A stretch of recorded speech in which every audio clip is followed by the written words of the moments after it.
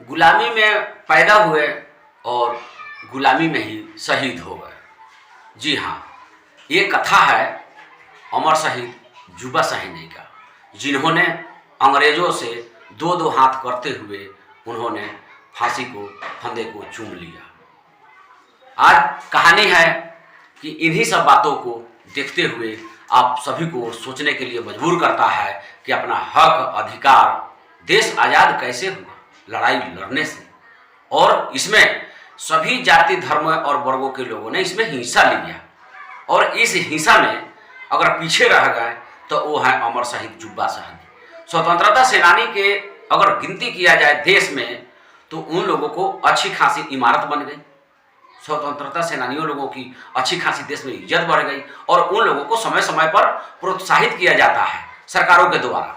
लेकिन अमर शहीद जुब्बा साहनी पिछड़ी जाति से थे, ओबीसी से थे, इसलिए इनको आज तक इनके परिवार वाले कोई भी प्रोत्साहन राशि नहीं मिल पाया और ये लोग दर दर की ठोकरें खाने के लिए विवश हैं। जी हाँ, आप देख रहे हैं जी भोजपुरिया न्यूज, मैं हूँ गौतम। आप सभी को नमस्कार। शहीद जुब्बा साहनी दिवस, इसी के अवसर पर आज मैं कुछ बोल रहा हूँ जो इनको बहुत समझने वाली बात है कि इन्होंने अंग्रेज से दो दो हाथ किया अंतिम क्षण तक। इन्होंने अमर शहीद स्वतंत्रता सेनानी शहीद जुब्बा साहनी जी का जन्म 1906 ईस्वी में हुआ। मुजफ्फरपुर के थाना मीनापुर के ये लोग रहने वाले थे और इनका पिता का नाम था पाचू साहनी। गुलामी की जिंदगी जिया इन्होंने, गुलामी में ही पैदा हुए और गुलामी में ही इन्होंने अंतिम सांस ली। और इनका भी मकसद था कि हमारा देश आज़ाद हो, हम भी आज़ादी का जिंदगी जिए, लेकिन वैसा नहीं हो पाया और धीरे धीरे ये दुनियादारी देखते गए, बढ़ते गए आगे की तरफ। अब इनके कंधे के ऊपर जिम्मेवारी आ गया अपना घर चलाना, और जिम्मेदारी जब कंधे पर आया तो इन्होंने 1927 में काम करने की नीयत से इन्होंने कुछ कामों को देखा, ढूंढा और भिखनपुर चीनी मिल के एग्रीकल्चर फार्म में इन्होंने मजदूर के रूप में काम किया। और काम करने का भी इनका तरीका बहुत बेहतर था, लेकिन वहाँ पर जो भी सुपरवाइजर रहता था या मजदूरों को देखभाल करने वाला जो था, वो सब थे विदेशी या बंगाल के लोग थे। वहाँ पर जो मजदूरों को हर तरह से सताया जाता था, इन लोगों को रहने सहने से लेकर के खाने पीने तक में भी इन लोगों को बहुत ज़्यादा सताया जाता था। जुब्बा साहनी जी काम करते करते थक गए थे और इनको उस दिन भूख भी ज़्यादा लगी थी, तो इसलिए इन्होंने घड़ी की ओर टाइम देखा तो सोचा कि चलो आज 5 मिनट पहले ही खा पी लेता हूँ। तो इन्होंने सभी मजदूरों से पहले ही हाथ पैर धो करके इन्होंने खाना खाने के लिए बैठ गया। खाना खा रहे थे, मजदूर को देखने के लिए जो वहाँ पर तैनात थे सुपरवाइजर, वो आ गए इनको देखने के लिए और देखा कि भाई सभी मजदूर तो काम कर रहे हैं और ये एक आदमी खा रहा है। तो वो नशे में धूत था, उसने हिंदी में गाली दी, इंग्लिश में गाली दी और जूते के ठोकरों से मारा जुब्बा साहनी को।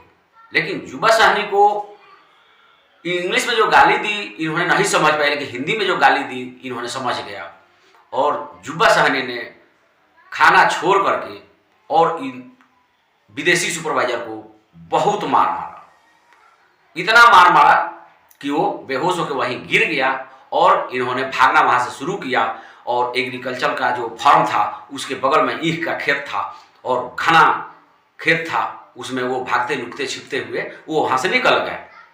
मीनापुर थाना में इनके ऊपर केस दर्ज हो गया और इनके ऊपर अब चलने लगा छानबीन का मामला। उसके बाद भागते हुए इन्होंने लुकते छिपते ही रहा। उसके बाद धीरे धीरे 2-3 साल जब बीता तो भारत छोड़ो आंदोलन का प्रक्रिया आगे की तरफ बढ़ा और इसमें 1930 में आंदोलन अपना रूप ले लिया था महात्मा गांधी के नेतृत्व में। और सभी लोग और जुब्बा साहनी भी अपने ओर से यही चाहते थे कि हमारा देश गुलाम है और यहाँ पर हमारे ऊपर शासन जो है कि विदेशी करते हैं, ये बात अच्छा नहीं है, हम लोगों को लड़ाई लड़ करके और आज़ादी लेनी चाहिए। इन्होंने 1930 में आंदोलन शुरू किया, 32 में 34 में आंदोलन के ही रूप में इनको दंडित कर जेल भेजा गया और 42 में भी जेल गए थे। और ये जब काम कर रहे थे तो इनको चौक चौराहे पर नशा के खिलाफ प्रदर्शन चल रहा था और विदेशियों के खिलाफ भी प्रदर्शन चल रहा था। तो इसमें विदेशी आक्रमणकारियों ने इनको मार दिया लाठी से, डंडे से, और जुबा साहनी वहीं पर घायल होकर के गिर गए। इनके शरीर की 3 फटी टूट गई। उसके बाद ये वहीं पर बेहोश हो गए और इनको